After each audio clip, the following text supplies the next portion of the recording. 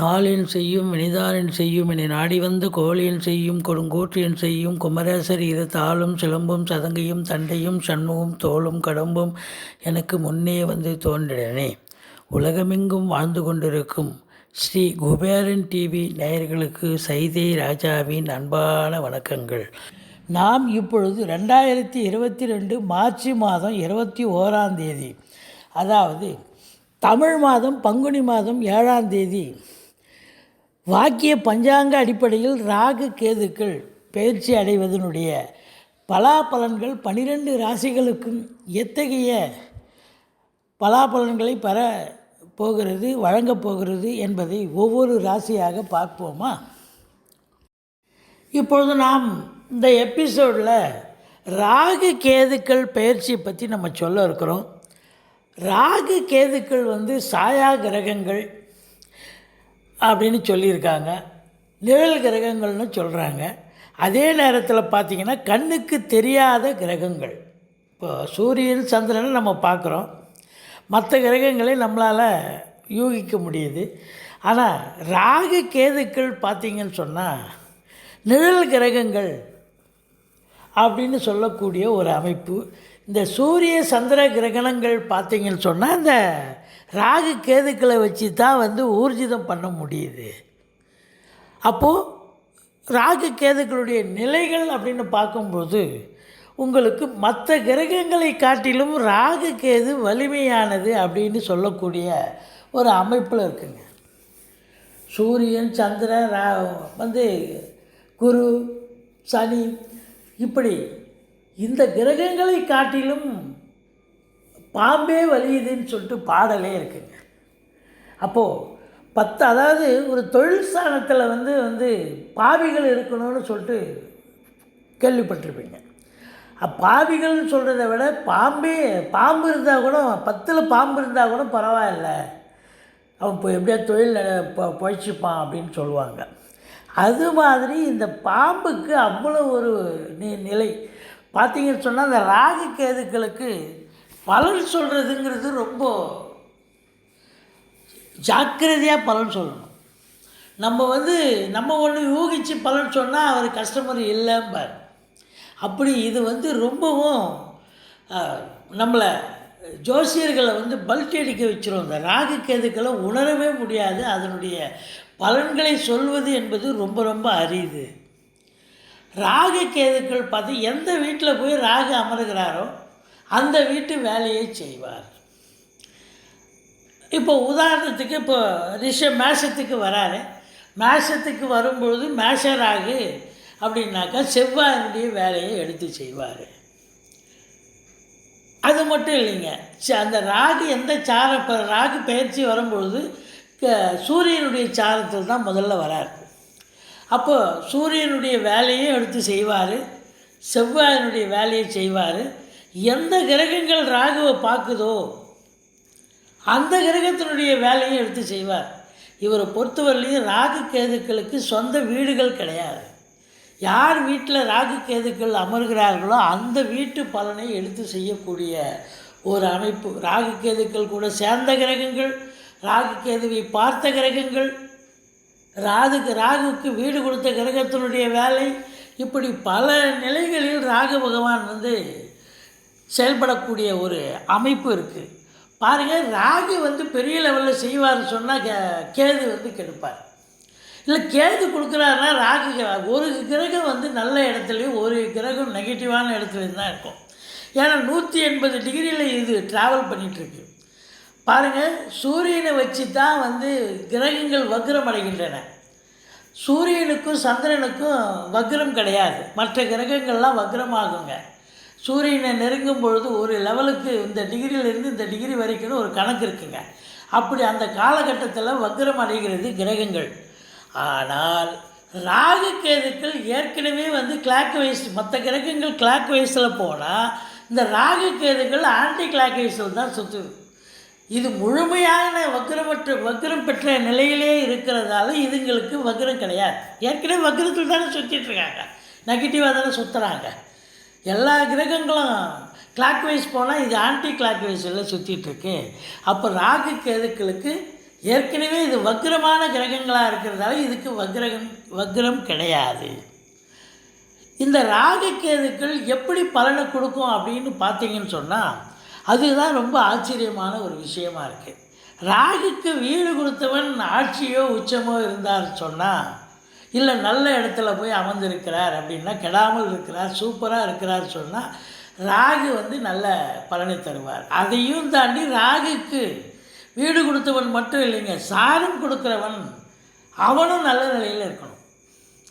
ராகுக்கு இப்போ வந்து கிருத்திகை நட்சத்திரத்தில் ராகு பயணமாக போகிறார் அப்படின்னா, அப்போ சூரிய பகவான் நல்ல நிலையில் இருந்தார்னு சொன்னால் இது வந்து வீடு கொடுத்த செவ்வாய் நல்ல நிலையில் இருந்து சூரியன் நல்ல நிலையில் இருக்கிறார்னு சொன்னால் இது வந்து அபரிதமான ஒரு பலனை தருவார் அப்படிங்கிறது ஒரு கான்செப்ட். இதையும் தாண்டி இன்னும் ஒரு கான்செப்ட் இருக்குது. என்ன அப்படின்னா, ராகுக்கு வீடு கொடுத்தவன் வக்ரம் அடைந்தால் இன்னும் நல்ல பலனை, சிறப்பான ஒரு பலனை தரக்கூடிய ஒரு அமைப்பு. ராகு வந்து பிரம்மாண்ட காரகன்னு பேருங்க. எதை ஒன்றுத்தையும் விரிவாக்கம் செய்யக்கூடியவர் அவர். பாருங்கள், இப்போ ராகு தசை ஒருத்தருக்கு நடக்குதுன்னு வைங்க, அவர் இப்போ பெரிய விஷயம், ஒரு கடைக்கண்ணி ஆரம்பிக்கணும்னு ஒரு யோசனை இருப்பார். ஏங்க 1,00,000 ஆயிடும் பொழுதுங்க, கடைக்கண்ணி ஆரம்பிக்கணும்னு நினைக்கிறேங்க அப்படின்னு சொல்லுவார் ஆரம்பத்தில் பேசும்போது. அப்புறம் அவர் கடையை ஓப்பன் பண்ணும்போது போய் பார்த்தீங்கன்னா பிரம்மாண்டமாக இருக்கும். என்னங்க 1,00,000 கடை ஆரம்பிக்க போகிறீங்க, 20,00,000 ஆயிடுச்சு அப்படின்னா, ஆமாங்க கொண்டாந்து ஊற்றி விட்டுருச்சிங்க. யார்கிட்டையும் கேட்டேன், எல்லோரும் கொடுத்தாங்க. அது பெரிய லெவலில் அவங்கவுங்க ஒரு பங்குக்கு இதை பண்ணு அதை பண்ணுன்னாங்க. கட்சியில் எக்ஸ்பேண்ட் ஆகி பெரிய லெவலில் வந்துடுச்சிங்க அப்படின்னு சொல்லுவாங்க. ஸோ ராகு பொறுத்தவரையும் இருக்கிற இடத்தை எக்ஸ்பேண்ட் பண்ணுவார். கேது பகவான் இருக்கிற இடத்தை சுருக்குவார்னா, கேதுனுடைய நிலை இருக்குது உங்கள் ராசியில் வந்துச்சுன்னு சொன்னால், இது வரைக்கும் நீங்கள் ஃப்ரீயாக எல்லார்கிட்டையும் நல்லா பேசிகிட்டு இருப்பீங்க, நல்லா ஃப்ரீயாக சுற்றிட்டுருப்பீங்க. கேது உங்கள் ராசியில் வந்து அமைஞ்சிச்சின்னு சொன்னால் ஒரு வித்தியாசமாக இருப்பீங்க, தனிமையாக இருப்பீங்க. தனிமை விரும்பி, ஏகாந்த விரும்பி, ஒரு 40-50 வயசுக்கு மேலே போனால் ஞானத்தை தேடுறது, அதாவது ஆன்மீகத்தில் ரொம்ப அதிக ஈடுபாடு இருக்கிறது. இப்படி இந்த ராகு கேதுக்கள் பார்த்திங்கன்னா அதனுடைய இயல்பு வந்து அது எப்போவுமே இழக்கிறதில்ல. அது அடுத்தவங்க அதாவது வீட்டில் வந்து அமர்ந்தாலும் கூட இதனுடைய இவர்கள் செய்யும் பலன்களை லேசில் புரிஞ்சிக்க முடியாது. பாருங்கள், ராகு கேதுக்கள் 3 இப்போ ராகு பொறுத்தவரையிலையும் 3, 6, 11 ராகு கேதுக்கள் இந்த இடத்துக்களில் எந்த உங்கள் ராசிக்கு 3ஆம் இடம், 6ஆம் இடம், 11ஆம் இடத்துக்கு ராகு கேதுக்கள் வந்தாச்சுன்னு சொன்னால் உங்களுக்கு பிரம்மாண்டமான ஒரு பலனை தரக்கூடிய ஒரு அமைப்பு. அதே நேரத்தில் ராகுக்கு 10ஆம் இடமும் சொல்லியிருக்காங்க. ராகுக்கு மட்டும் 3, 6, 10, 11. இதுக்கு கேதுக்கு 3, 6, 11. இந்த இடங்களுக்கு ராகு வரும்போது நல்ல ஒரு பிரம்மாண்டமான ஒரு பலனை தருவார்கள். ஆனால் ஒரு கிரகம் நல்லா செஞ்சதுன்னு சொன்னால் ஒரு கிரகம் செய்யறதுக்கு செய்யாது. அப்படித்தான். ஏன்னா 180 டிகிரியில் இருக்கு இல்லைங்களா, அந்த ஒரு நிலை. அதிலே குறிப்பாக பார்த்திங்கன்னா ராகுக்கு சில வாசகங்கள், ஒரு பாடலே இருக்குது. ஆமேடம் எருதுசுரா நண்டு கண்ணி 5 இடத்தில் கருணாகம் அமையுமாயின் ராஜயோக பலனை தருவார் ராகு பகவான் அப்படின்னு சொல்கிறாங்க. அதாவது மேஷம், ரிஷபம், கடகம், கன்னி, மகரம், இந்த 5 இடங்களுக்கு ராகு பகவான் உங்களுக்கு எத்தனாவது ராசியாக கூட, உங்கள் ராசிக்கு எத்தனாவது இடமா இருந்தாலும் பரவாயில்லை, ராகு பகவான் ராஜயோக பலனை தருவார். ராகு பிரம்மாண்ட நாயகன், ஆனால் கேது வந்து ரொம்ப எளியவன், ரொம்ப சிம்பிளிசிட்டி. நிழல் கிரகமாக இருந்தாலும் ஒன்றுத்துக்கு ஒன்று எவ்வளோ வித்தியாசம் பாருங்கள். அப்படி ஒரு நிலை. ராகுவை கருணாகம்னு சொல்லியிருக்காங்க பாடலில். இது வந்து கேது பொறுத்தவரையிலையும் செல்லாகன்னு சொல்லியிருக்காங்க. அதே நேரத்தில் ராகு தலையாக இருக்கும்போது கேது வாளாக இருக்கிறது அப்படின்னு சொல்லப்பட்டிருக்கு.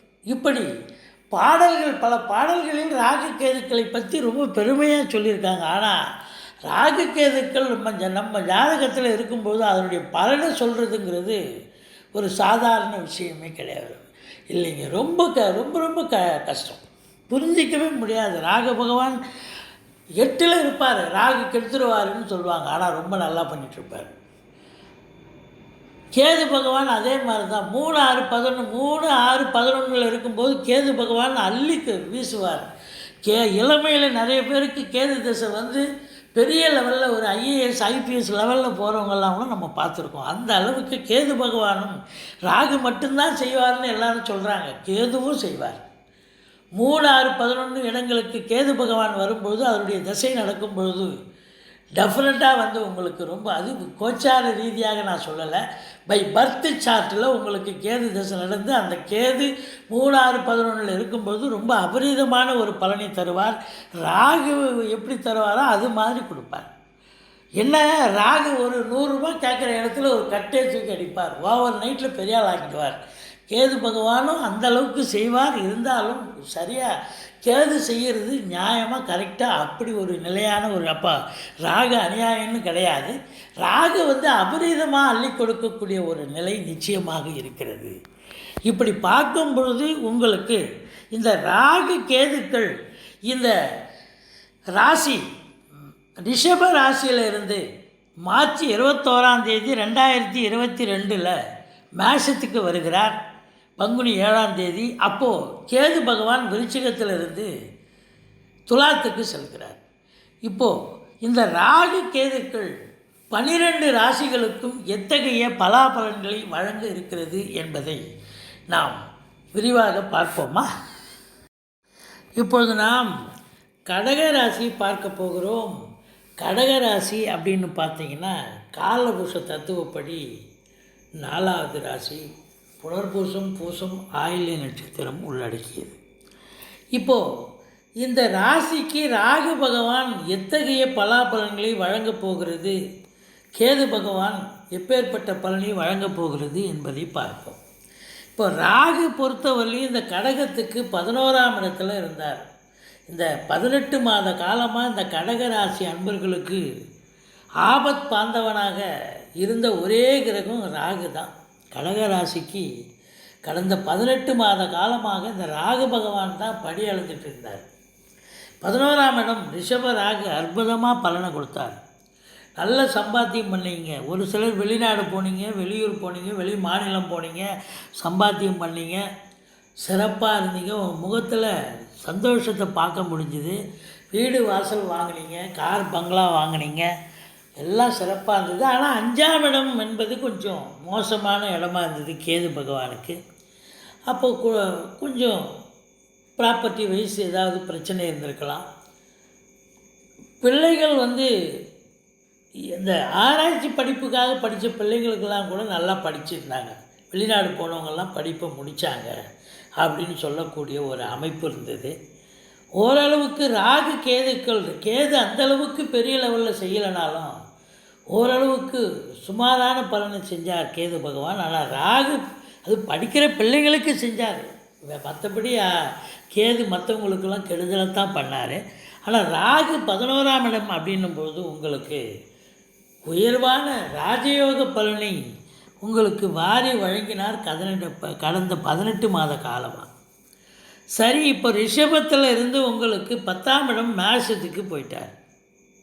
இப்போ மேஷம் அப்படின்னு பார்த்தீங்கன்னா அது வந்து யாருடைய மனை அப்படின்னா செவ்வாய் மனை, செவ்வாய்க்கு சொந்த வீடு, பூமிக்காரகன் என்று சொல்லக்கூடிய இடம். அதுவும் ராகுவுக்கு 2 ப்ளஸ் இருக்குதுங்க. இப்போது பார்த்தீங்கன்னு சொன்னால் 10ஆம் இடத்து ராகு ஸ்தான பலத்தை கொடுக்குறார். 10ல் ஒரு பாம்பாவது இருக்கணும் அப்படின்னு சொல்லுவாங்க பாட்டில்.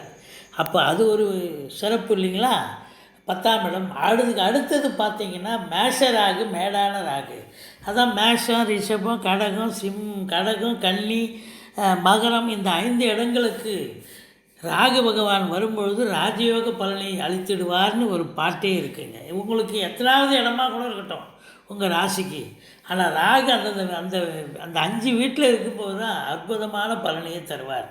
அப்போ ராகுக்கு பகவான் எல்லா ராசிக்கும் நல்லதே செய்வார், சில ராசிகளுக்கு அபரீதமான ஒரு பலனை தருவார். இப்போ கடகத்துக்கு எப்பேற்பட்ட பலனை தருவார்னா 10ஆம் இடத்துக்கு ராகு போகிறாரு. 10ஆம் இடம் என்பது தொழில் ஸ்தானம், உத்தியோகஸ்தானம், கர்மஸ்தானம். 10ல் ஒரு பாவியாவது இருக்கணும், இல்லை பாம்பாவது இருக்கணும்னு சொல்லுவாங்க. இப்போ ராகு பகவானே போய் அமர்ந்துட்டார். அப்போ தொழிலில் மேன்மை, உத்தியோக மேன்மை, கர்மஸ்தானம் ரொம்ப சிறப்பாக இருக்குது. இப்போ வேலை இல்லாதவங்களுக்கு வேலை வாய்ப்பு கிடைக்கும், வேலையில் இருப்பவர்களுக்கு ப்ரமோஷன் இன்க்ரிமெண்ட் கிடைக்கும். அரசு உத்தியோகத்தில் இருக்கிறவங்க ஒரு சிலர் தேவையான இடத்துக்கு ட்ரான்ஸ்ஃபர் வாங்கிட்டு போக முடியும்.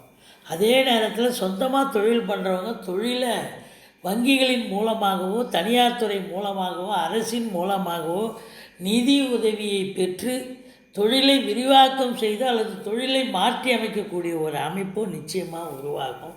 சிறப்பான ஒரு பலனை எதிர்பார்க்க முடியும் இரு சாரரும். தனியார் துறையில் வேலை பார்க்குறவங்களும் ரொம்ப சிறப்பாக வேலை பார்த்து நல்ல அவங்களுக்கு ஒரு பிரைட்டான ஒரு எதிர்காலம் நிச்சயமாக இந்த 18 மாத காலமும் சிறப்பாக இருக்கிறது. வேலை இல்லாதவங்களுக்கு வேலை கிடைக்கும். சொந்தமாக தொழில் பண்ணுறவங்க நல்ல தொழிலை இம்ப்ரூவ் பண்ணுவாங்க. தொழிலில் அவங்களுக்கு ஏன்னா தொழில் காரகன் சனி பகவான். ஆனால் 10ஆம் இடம் என்பது தொழில் ஸ்தானம் இல்லையா? தொழில் ஸ்தானத்தில் ராகு பகவான் உட்காராருன்னா தொழிலை இம்ப்ரூவ் பண்ணணும். அப்போது சாதாரணமாக ஒரு மேம்போக்காக சிம்பிளாக இது வரைக்கும் தொழிலை பண்ணியிருப்பீங்க. ஒரு வட்டத்துக்குள் சதுரம் மாதிரி இந்த வருமானம் வந்தால் போதும். இப்போது ஒரு பிரம்மாண்டம் ராகு இல்லையா, உங்களை கொண்டாந்து தெருவில் கொண்டாந்து இழுத்து விட்டுருவார். ஒரு சாதாரணமாக ஒரு 2 லட்சம் 3 லட்சம்னு ஒரு உங்களுடைய இன்வெஸ்ட்மெண்ட் இருந்திருக்கும். இன்றைக்கி 20 லட்சம் 50 லட்சம்னு இன்வெஸ்ட்மெண்ட்டை போட வச்சு பெரிய லெவலில் உங்களை யாருன்னு உங்களை நிரூபிப்பார். அதுதான் கேது. ராகுக்கள் ராகு பொறுத்தவரையிலையும் பிரம்மாண்டத்தை தந்து பெரிய சம்பாத்தியத்திலும் பிரம்மாண்டத்தை தரக்கூடிய அமைப்பு. அதுலேயும் குறிப்பாக அந்த ஆன்லைன் பிஸ்னஸ் பண்ணுறாங்க இல்லையா, அவங்களுக்கெல்லாம் ஒரு அபரீதமான ஒரு வளர்ச்சி ஏற்படும். Hotel business, online business, speculation பண்ணுறவங்க இவங்க எல்லாருக்கும், கம்ப்யூட்டர் பிஸ்னஸ், உள்நாட்டு வாணிபம், வெளிநாட்டு வாணிபம், ஏற்றுமதி இறக்குமதியாளர்கள் இவங்களுக்கெல்லாம் ஒரு அபரீதமான ஒரு பலனை, ராஜயோக பலனை இந்த ராகு பகவான் அள்ளி வீசுவார் அப்படின்னே சொல்லலாம். அவருடைய பார்வை அப்படின்னு பார்க்கும்பொழுது 3-11 பார்வை அப்படின்னும் போது 12ஆம் வீட்டை பார்க்குறார். 12ஆம் இடம் வெளிநாடு. உங்களை வெளிநாட்டுக்கு பார்சல் பண்ணுவார். வெளிநாட்டுக்கு போய் சம்பாதிங்க, படிக்கிறவங்க வெளிநாடு போய் படிங்க, வெளிநாட்டுக்கு போய் சம்பாத்தியம் பண்ணுங்கள். கண்டிப்பாக நல்ல ஏற்பாட்டை செஞ்சு நல்ல சம்பாத்தியத்தை ஏற்படுத்தி தரக்கூடிய அமைப்பு. அப்போ 12ஆம் இடம் என்பது வெளிநாடுன்னா அப்போ குடும்பத்தில் நீங்கள் டைமை ஸ்பெண்ட் பண்ண முடியாது. வெளிநாடு, வெளியூர், வெளி மாநிலம்னு போயிட்டே இருப்பீங்க, சுற்றிக்கிட்டே இருப்பீங்க. நல்ல வருமானம் சிறப்பாக இருக்கும், பொருளாதார மேன்மை இருக்கும். அடுத்தது பார்த்தீங்கன்னு சொன்னால் உங்களுக்கு எத்தனாவது இடம் அப்படின்னாக்கா 8ஆம் இடத்தை அங்கேருந்து பார்க்குறார் ராகு. 8ஆம் இடம் அப்படின்னும்போது உங்களுக்கு என்ன பண்ணுவார் அப்படின்னாக்கா, அந்த ராகு அங்கேருந்து 3ஆம் பார்வையாக 8ஆம் வீட்டை பார்க்குறாரு. 8ஆம் இடம் என்பது கடன்கள் வசூலாகும், இன்சூரன்ஸ் பணம் கிளைம் ஆகி கைக்கு வரக்கூடிய காலகட்டம். வாரிசு இல்லாத குடும்பங்களுக்கு உங்களை வாரிசாக நியமித்து அவங்களுடைய சொத்து பத்து நகை நட்டு லிக்விட் கேஷ் உங்கள் பெயருக்கு மாற்றி எழுதக்கூடிய விபரீத ராஜயோகம் ஒரு சிலருக்கு அமையும். இப்படி பார்க்கும்பொழுது உங்களுக்கு பிரம்மாண்டமான ஒரு பலனை தரக்கூடிய ஒரு அமைப்பு. கும்பத்தை ராகு பார்க்குறார். யாருடைய பணமோ காசோ உங்களுக்கு வந்து சேரும், யாருடைய சொத்து பத்தோ உங்களுக்கு வந்து சேரும். அதுதான் புதையல் யோகம்னு சொல்லுவாங்க. அது மாதிரி இதெல்லாம் கண்டிப்பாக கிடைக்கும். ஏன்னா உங்கள் ராசிக்கு பார்த்தீங்கன்னு சொன்னால் நல்ல அமைப்பு. 8ஆம் இடம் என்பது உங்களுக்கு ராஜயோக பலனை தரக்கூடிய ஒரு நிலை. அசிங்கம் அவமானங்கள் எதுவும் ஏற்படாது. நீங்கள் வீடு வாங்குறீங்க, கார் வாங்குறீங்க, இப்போ எல்லாம் வாங்குறீங்கன்னும் போது இஎம்ஐ ஒழுங்காக கட்டணும், இல்லை கடனை ஒழுங்காக திருப்பி தரணும் அப்படின்னா அந்த 8ஆம் இடத்தை ராகு பார்த்து, 10ல் இருக்கிற ராகு பார்த்து உங்களுக்கு கௌரவ புகழ் அந்தஸ்து சிதைக்காமல் உங்களுக்கு கௌரவமாக வச்சுருப்பார். அதுதான் அங்கே இருக்கிற அமைப்பு. இந்த 10ஆம் இடத்து ராகு சூப்பரான பலனை தருவார் உங்களுக்கு. இந்த கடகத்துக்கு கேது பகவான் இது வரைக்கும் 5ஆம் இடத்துல இருந்து நிறைய கெடுத்தார். படிக்கிற பிள்ளைங்க நல்லா படித்தாங்க, மற்ற விஷயங்கள் குடும்பத்தில் சண்டை சச்சரவு, மாமனார் வகையில் பிரச்சனை ஏற்படுத்தி இருக்கும்.